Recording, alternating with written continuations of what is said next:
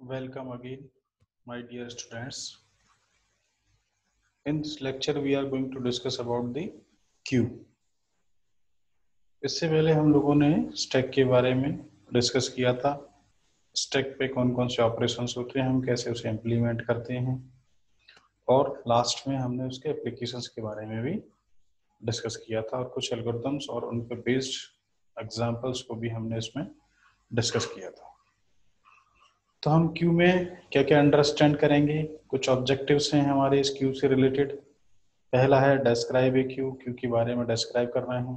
Representation of Q in computer memory, हम इस concept को कैसे हम कंप्यूटर की मेमोरी में रिप्रेजेंट करते हैं। Implementation of various operation on queues, कौन कौन से ऑपरेशंस हम इस पर अप्लाई करेंगे। Describe priority queue, priority queue क्या है। Representation of priority queue in computer memory, and last one is application of the cues.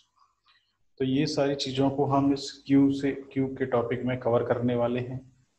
ये हम 2 लेक्चर्स में इस पूरे ऑब्जेक्टिव्स को कवर करेंगे, या जो भी इस क्यू से रिलेटेड है। तो हम सबसे पहले इंट्रोडक्शन की बात करते हैं कि what is queue. A queue is a line of persons waiting for their turn at some service counter. जैसे कि हम टिकट काउंटर की बात करें तो वहाँ पे एक क्यू मेंटेन रहती है। अगर वहाँ पे एक से ज़्यादा पर्सन्स हैं तो they have to maintain a queue, और वो वेट करते हैं अपनी बारी नंबर आने का। तो जो एक वहाँ पे एक सीक्वेंस फॉलो होता है उसको हम क्या बोलते हैं, queue. Service counter can be ticketing window of a cinema hall और ticketing window of railway station, etc. Depending on the type of service provided by the service counter and number of person interested in service, there could be queue of varying lengths. वो depend करता है कि वहाँ पे कितने persons हैं। तो जो सीक्वेंस मेंटेन हो रहा है उनको सर्विस प्रोवाइड करने के लिए उसी को हम लोग क्यू बोलते हैं। तो वहाँ पे एक सर्विस, एक टाइप की प्रॉपर्टी फॉलो होती है। The service at the service counter is provided on the first come first serve basis. तो जो FCFS है, फर्स्ट कम फर्स्ट आउट, जो पहले लगा हुआ है लाइन में उसे टिकट पहले मिलेगी। अगर हम बात करते हैं टिकटिंग विंडो की, चाहे वो सिनेमा हॉल के लिए है, चाहे वो रेलवे रिजर्वेशन सिस्टम के लिए है, तो that is in order of their arrival in the Q. तो उसमें जो मेन प्रॉपर्टी है जिसको कि हमें इम्प्लीमेंट करना है उसको हम बोलते हैं फर्स्ट इन फर्स्ट आउट या फर्स्ट कम फर्स्ट सर्व। और इसको हम एग्जाम्पल के तौर से समझने की कोशिश करते हैं। Suppose that at service counter T1 unit time is needed to provide a service to a single person. On average, a person arrive at the counter in T2 unit of time. The following possibilities may arise.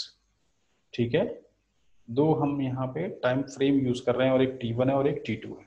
तो यहाँ पे कुछ possibilities हैं, कुछ possibilities की हम बात कर रहे हैं। तो पहला ऑप्शन ये हो सकता है कि if T1 less than T2, कि जो T1 का टाइम फ्रेम है वो T2 से कम है। इसका मतलब क्या है कि जो T1 वाला पर्सन है उसको जो टाइम चाहिए उस सर्विस काउंटर से सर्विस एक्सेस करने के लिए वो टाइम कम है T2 से। तो उसमें क्या होगा, then the service counter will be free for some time before a new person arrives at the service counter. जैसे कि मेरा 5 मिनट का काम है और मेरे साथ ही जो है कोई दूसरा जो आने वाला है वो 10 मिनट के बाद आता है।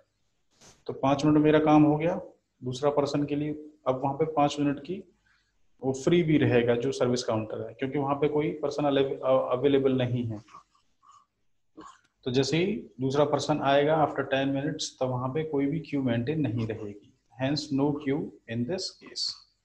दूसरा है if T1 is greater than T2, then service counter will be busy for some time even after the arrival of a new person. Therefore, this person has to wait for some time. Similarly, other persons arriving at the service counter have to wait. Hence, a queue will be formed. जैसे कि मुझे जो time लगना है वो ज़्यादा है और उससे पहले दूसरा पर्सन आ जाता है, तो वहाँ पे हम 2 लोग होंगे क्यू में। पहले मेरा प्रोसेसिंग होगा, मुझे सर्विसेज अवेलेबल होंगी, उसके बाद वो पर्सन आएगा। तो यहाँ पे ये फर्स्ट इन फर्स्ट आउट ये कॉन्सेप्ट है।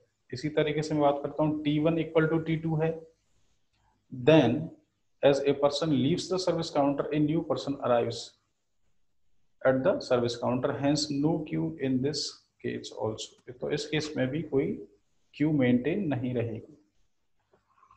अब हम डेफिनेशन की बात करते हैं। ए Q is a linear list in which insertion can take place at one end of the list called the rear of the list, and deletion can take place at the another end or other end called front of the list. Behavior of the queue is FIFO system. In queue terminology, insertion and deletion operations are known as NQ and DQ operations.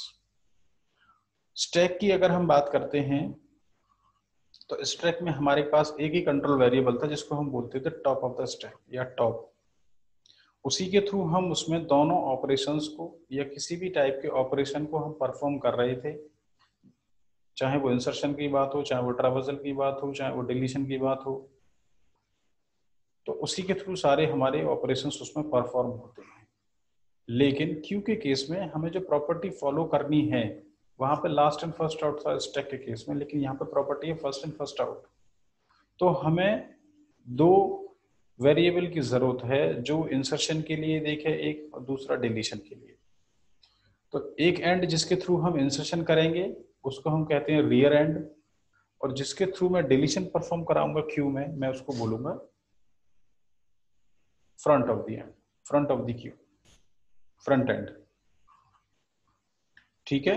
और insertion के operation को जैसे मैं stack में बात करता हूं तो हम उसे पुश कहते थे, और डिलीशन को हम स्टैक में पॉप बोलते हैं। इसी तरीके से क्यू के केस में इंसर्शन को मैं एनक्यू कहता हूं और डिलीशन को मैं डीक्यू ऑपरेशन के नाम से कॉल करते हैं।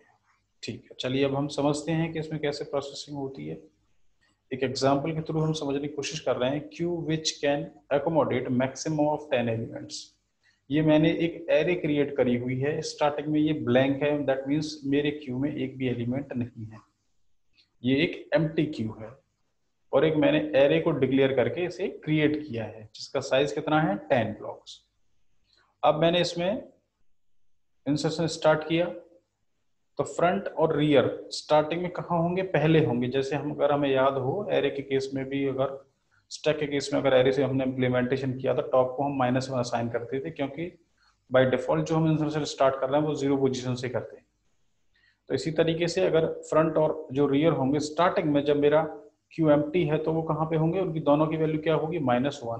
तो जैसे ही मैं इंसर्ट करूंगा एलिमेंट पहला, तो रियर को क्या करूंगा, rear equals to rear +1 and assign the element rear of the queue. अब मेरा रियर इसको इंडिकेट करने लगेगा, रियर भी और फ्रंट भी। अब मुझे अगर इंसर्शन करना है तो मैं रियर को एक मूव करा दूंगा, रियर इक्वल्स टू रियर +1, तो रियर मेरा यहाँ पे आ जाएगा। दूसरे केस फ्रंट यहीं रहेगा। स्टार्टिंग में फ्रंट दोनों, फ्रंट और रियर बाहर थे, -1 वैल्यू थी। जैसे ही फर्स्ट एलिमेंट करेंगे तो रियर और फ्रंट दोनों यहीं पे आ जाएंगे। अब मुझ पर डिपेंड करता है कि मैं क्या ऑपरेशन परफॉर्म कर रहा हूँ। अगर मैं इंसर्शन कर रहा हूँ तो फ्रंट यहीं रह जाएगा, रियर यहाँ आ जाएगा और एलिमेंट यहाँ पे इंसर्ट हो जाएगा और रियर उसको इंडिकेट करने लगेगा। अगर मुझे दोबारा फिर से इंसर्शन करना है, 12 वैल्यू को इंसर्ट करना है अपने क्यू में, तो यहाँ पे रियर आ जाएगा, रियर इसको पॉइंट आउट करेगा।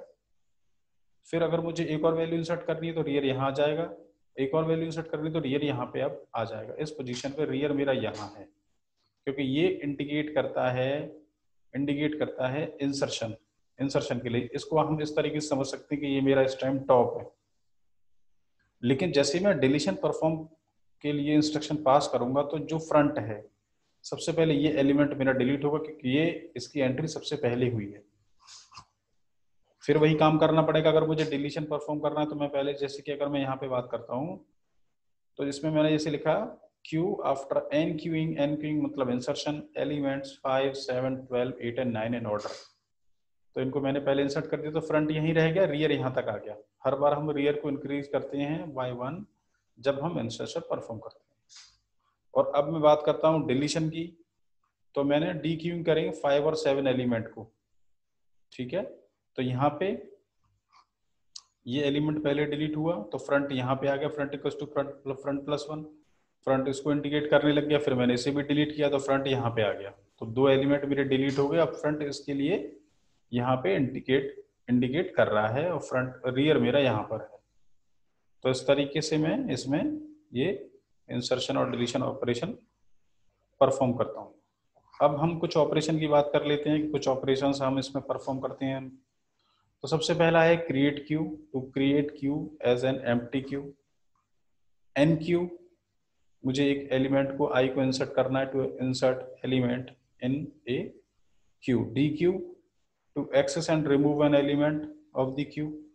Peek, to access the first element of the queue without removing it. Is full, to check whether the queue is full. Is empty, to check whether the queue is empty.